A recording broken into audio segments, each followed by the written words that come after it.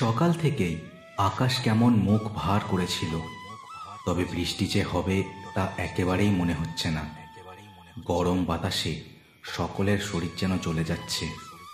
সূর্য ডোবার পর একটু গরম কমেছে এখন। দোতলা বাড়িটার গায়ে রং টং কিছুই নেই। ধূসর ঝাপসা দেওয়ালগুলোর ওপর ছোপ ছোপ পড়ে আছে বহুকালের। এলাকাটায় খুব উঁচু কোনো বাড়ি নেই, সবই এমন একতলা অথবা দোতলা। রাস্তায় কোনো আলো না থাকায় আঁধারে চারদিক ঝিম মেরে থাকে। দোকানগুলোর একটা দুটো আলোই যা ভরসা। হাতে তেলে ভাজার ঠোঙা নিয়ে গোপাল আর সতীশ চলেছে তাদের রোজকার আড্ডাখানায়। প্রতিদিন সন্ধে থেকে প্রায় রাত পর্যন্ত চলে আড্ডা। এই দোতলা বাড়িটার ছাদের ওপরেই এদের আড্ডাটা বসে। এই এলাকাটায় বিদ্যুৎ এসেছে সত্য সত্য।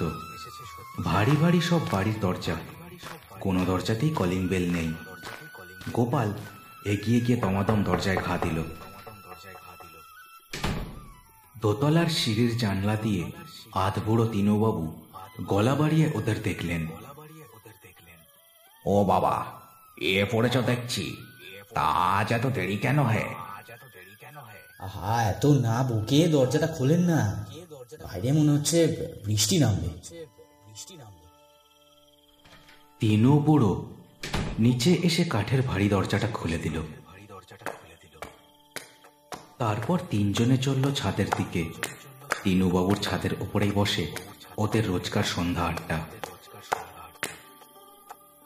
ছাদের একধারে সিমেন্ট বাঁধানো মেঝের ওপর মাদুর পেতে বসে পড়েছে চারজন।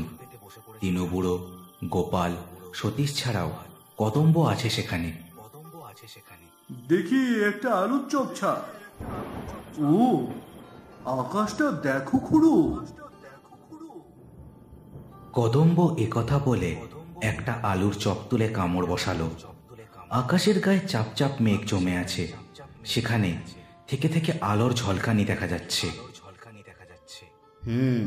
সারাদিন যা গরম গেছে রে, এবার যদি একটু হালকা করে বাদলা নেমে যায় তবেই জমে ক্ষীর।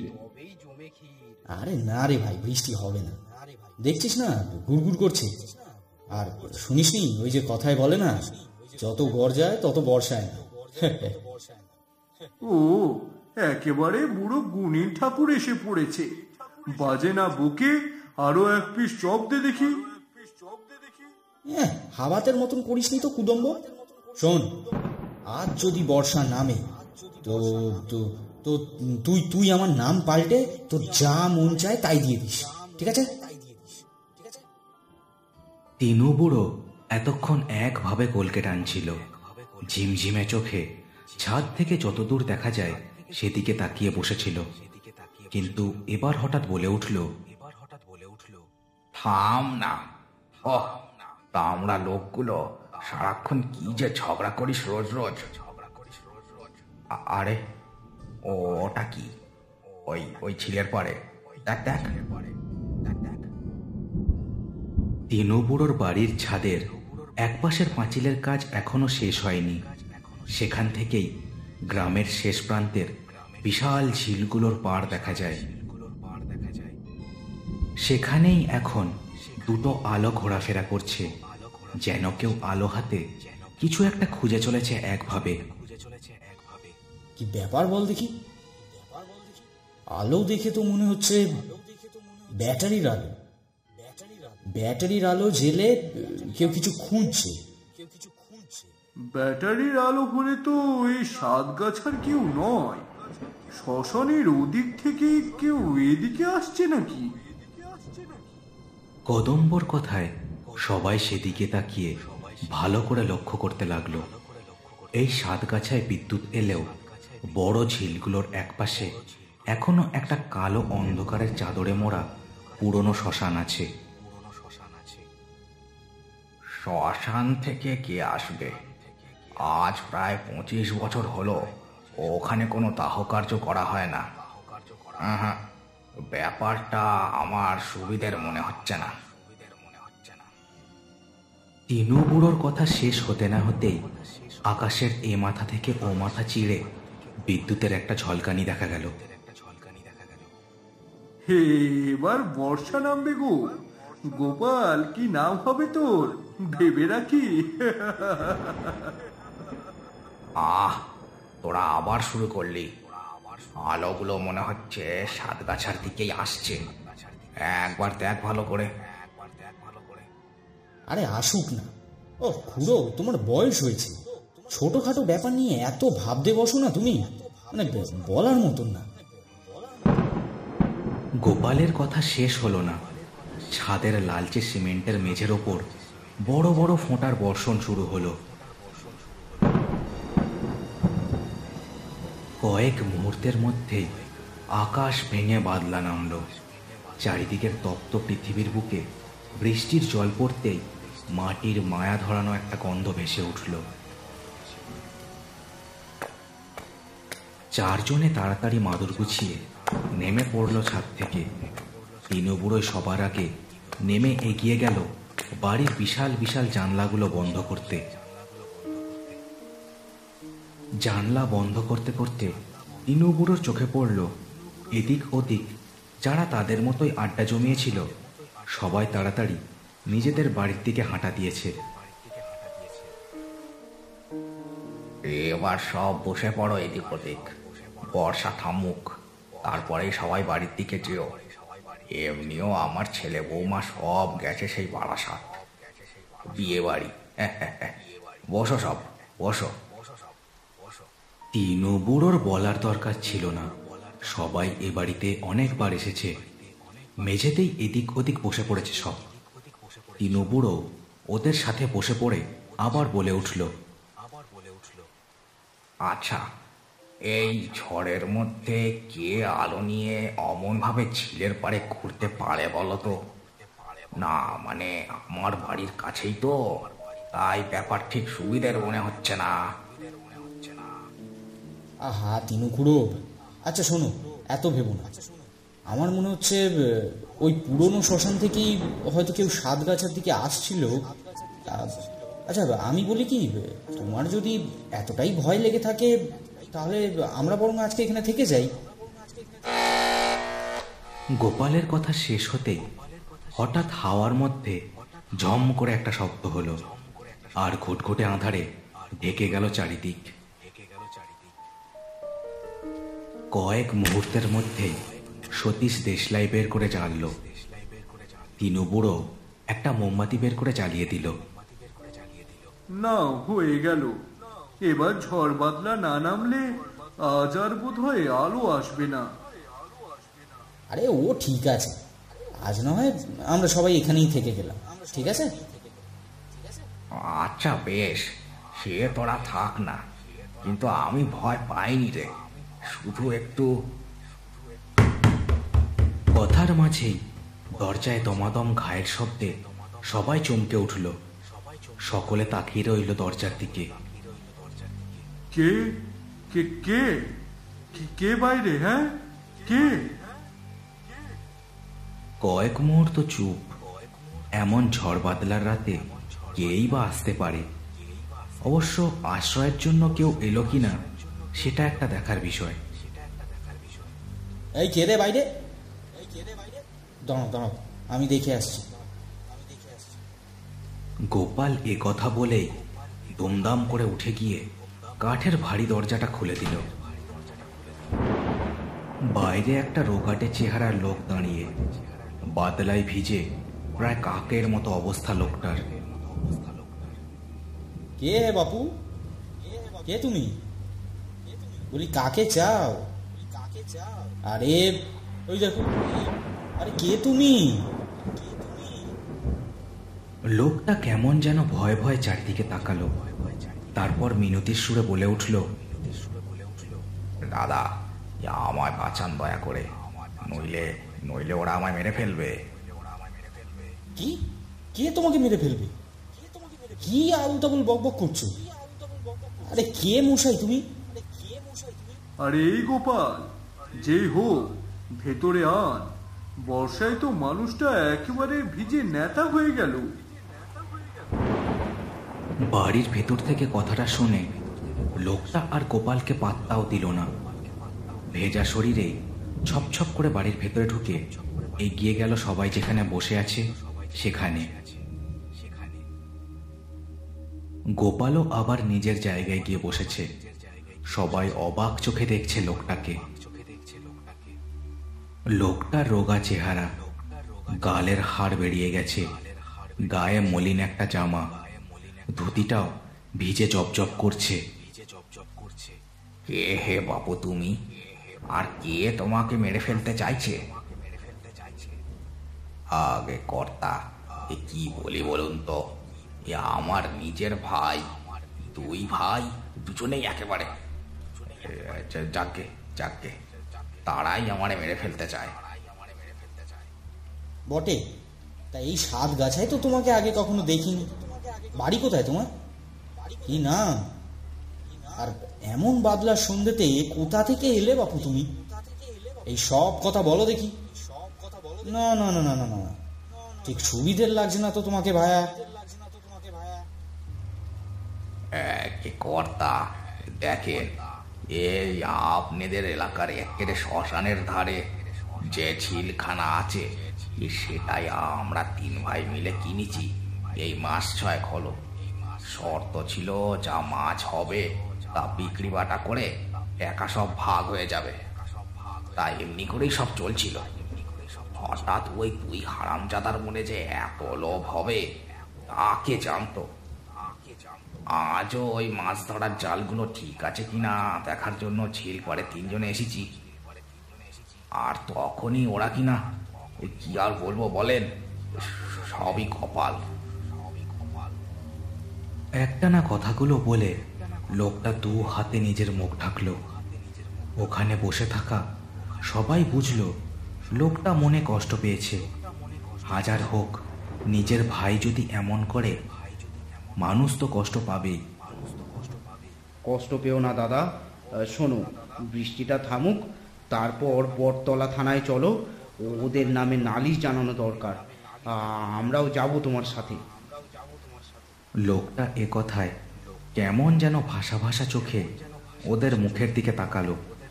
তারপর কেমন একটা জড়ানো স্বরে বলে উঠল, না, তার আর দরকার নেই। অনেক দেরি হয়ে গেছে গো, অনেক দেরি হয়ে গেছে। লোকটার কথার শেষ হতে না হতে দমাদম করে আবার দরজায় ঘা পড়ল। সকলে চমকে উঠল সে শব্দে। কি জ্বালা, আবার কি এলো? এই গোপাল, যা দেখি। ও কি যে হচ্ছে আজ। হ্যাঁ দাঁড়ো, দেখে আসি। এ কথা বলে গোপাল উঠে গেল আর ভারী কাঠের দরজাটা আবার খুলে দিল। আড্ডায় বসা সকলে অবাক চোখে দেখল 2 লোক দাঁড়িয়ে, তাদের হাতে ব্যাটারির আলো। বাদলার জলে এরাও ভিজেছে অনেকক্ষণ, সেটা দেখলেই বোঝা যায়। গোপালের কেমন যেন সন্দেহ হলো, এ লোক দুটো সেই লোক দুটোই নয় তো। এই কারা তোমরা? আর এখানে কি চাও? কি ব্যাপার বলো তো? লোক দুটো একবার এদিক ওদিক দেখে খুব চাপা স্বরে ভয় ভয় বলে উঠল, দাদা, খুব বিপদে পড়ে আপনাদের কাছে আসা, একটু যদি সাহায্য করতেন দাদা। বিপদ? কি বিপদ? আরে আরে কারা তোমরা আগে বলো তো? ওদের কথার মাঝে তিনু বুড়ো, সতীশ আর কদম্ব উঠে এসেছে। 4 জনে একরকম আড়াল করে দাঁড়ালো ভেতরের বসে থাকা লোকটাকে। কি হলো বলো, কারা তোমরা? আর কি বিপদের কথা বলছো? বাবা, আমরা আমরা ওই আপনাদের পাশের গ্রাম ওই লেবুতলিতে থাকি। আর মাস 6 হলো ওই যে শেষের ঝিলটা দেখছেন, ওটা আমরা ভাড়া নিয়েছি। রোজই আমরা 3 জন এখানে মাছ ধরার জন্য ওই জাল দেখতে আসি। তা আজ একটা কাণ্ড হলো। হ্যাঁ মানে হয়েছে কি, আমাদের দাদা বোকা শোকা লোক তো, আমরা বারণ করেছিলাম, তাও এই বাদলায় ঝিলের জলে নামলো। তারপর হলো কি, হঠাৎ ডুবে গেল। মানে কোথা দিয়ে যে কি হলো। আগে আগে হ্যাঁ, আমরাও জলে নামলুম, অনেক খুঁজে তারপর শেষমেশ পেলাম ওই দাদাকে, কিন্তু কিন্তু তিনি আর নেই, আমাদের আমাদের দাদা আর নেই।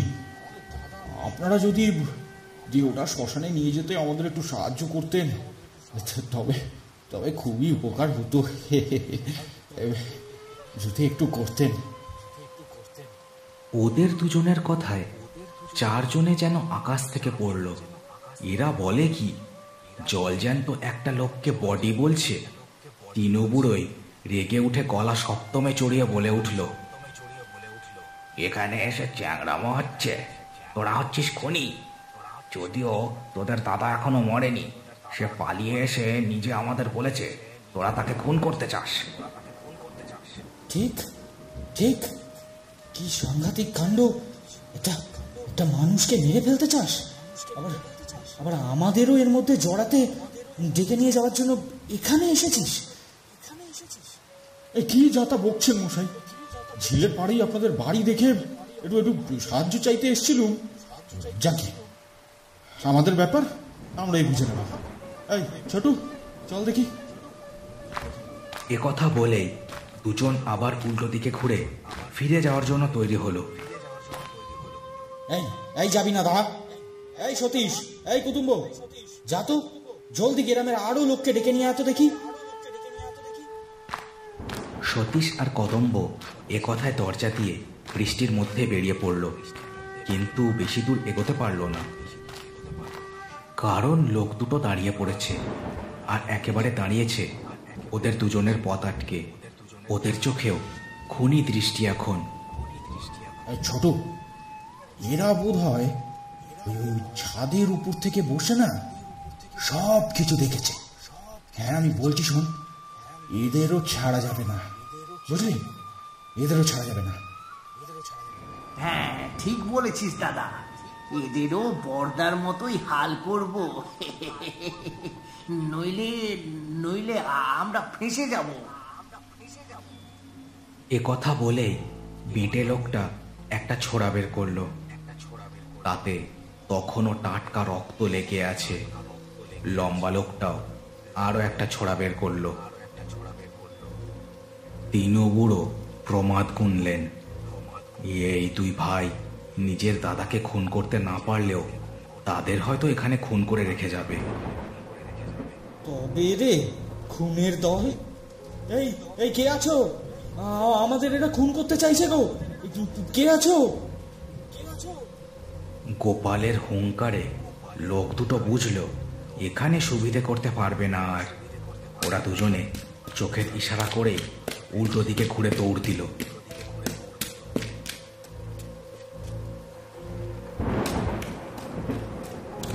দৌড়ে দুজনে শেষ ঝিলের পাড়েই পৌঁছেছে সবে। বর্ষার তোর হঠাৎ বাড়ল।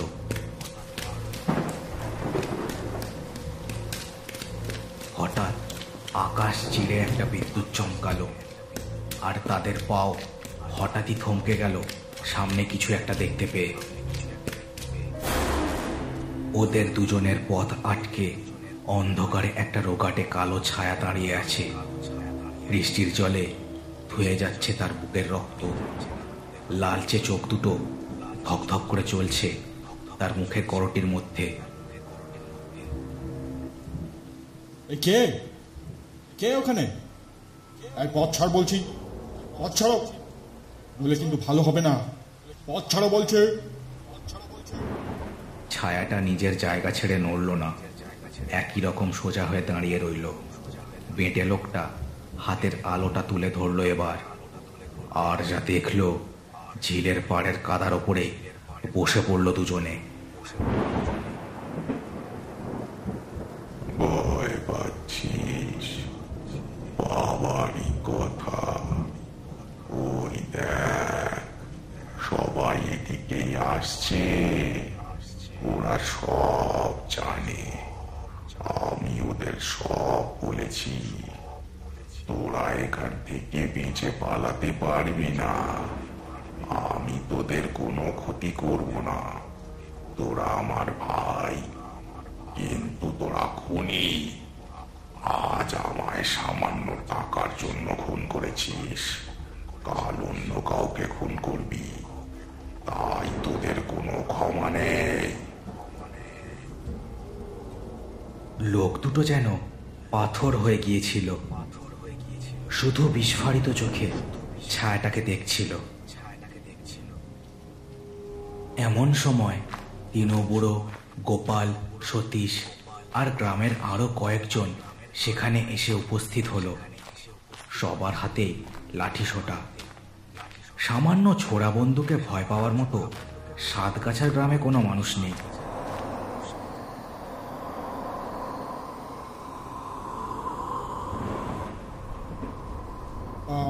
আমাদের মেরো না দাদা, আমাদের মেরো না, ক্ষমা করে দাও, ক্ষমা করে দাও দাদা। তোমরা তোমরা আমাদের বাঁচাও, নইলে নইলে ও আমাদের মেরে ফেলবে, ও আমাদের মেরে ফেলবে। বাঁচাও, বাঁচাও, আমাদের বাঁচাও। গ্রামের সবাই কি ঘটছে কিচ্ছু বুঝতে পারলো না।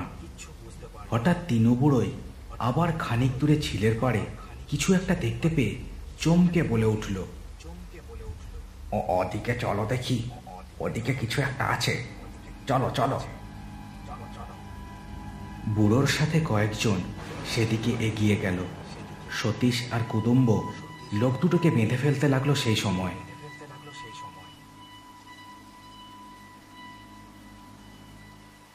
ঝিলের পাড়ে পৌঁছে কিন্তু তিনো বুড়োর মাথা ঘুরে যাবার জোগাড় হলো। ঝিলের কাদায় হাত পা ছড়িয়ে পড়ে আছে একটা শরীর। বুকটা ছুরির খায়ে হাঁ হয়ে গেছে, এর মধ্যে বেঁকে গেছে দেহটা। জলও খেয়েছে অনেকটা, সেটা শরীরটার ফুলে ওঠা দেখেই বোঝা যাচ্ছে। ও খুড়ো, এই বডির অবস্থা দেখে তো মনে হচ্ছে অনেকক্ষণ আগে মরেছে। কেমন কেমন কেমন বেঁকে গেছে দেখো বডিটা।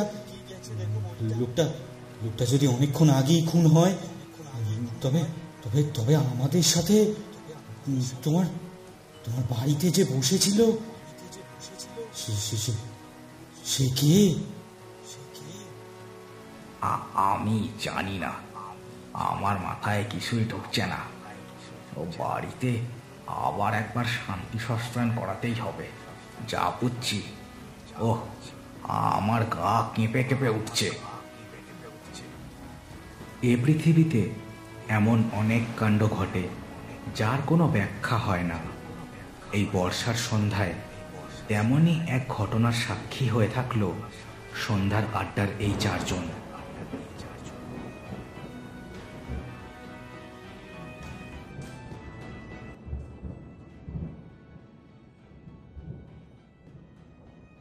শেষ হলো কার্টুনস অ্যানিমেশনসের আজকের গল্পের পরিবেশনা।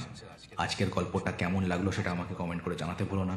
চ্যানেলটাকে সবাই সাবস্ক্রাইব করে দিও আর গল্পটাকে শেয়ার করে দিও তোমার বন্ধুদের সাথে। দেখা হচ্ছে আর পরের ভিডিওতে। সবাই খুব ভালো থেকো।